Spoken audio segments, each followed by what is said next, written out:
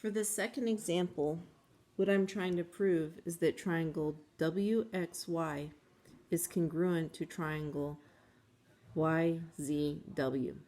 So for my first statement, I'm actually going to look at the first pair of congruent angles that are given to me. So I would say that angle X is congruent to angle Z. And the reason for that is just that it was given. It's assumed to be true. So I'm going to mark it on the graph. Angle X is congruent to angle Z. The next piece of information that was given was about parallel lines. Statement 2 will be that XW, that's my dog Hamish barking, is parallel, so line XW is parallel to line YZ.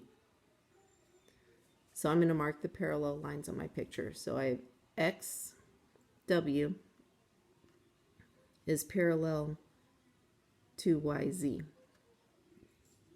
So since I have two parallel lines, WY is actually like a transversal. It's cutting across. So I have different sets of congruent angles. So what I'm going to look at are angle XWY,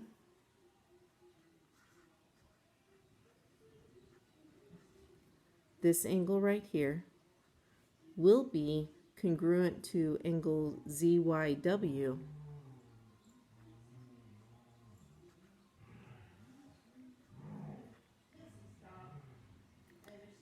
because they are alternate interior angles. They're on alternate sides of the transversal, but they're inside of the parallel lines.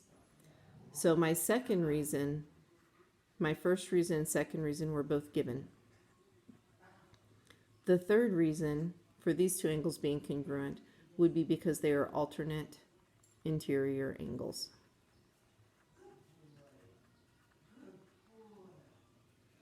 So if you look at what I have now, I have two angles that are congruent for the triangles, but I don't have anything else, and it didn't tell me anything about the sides.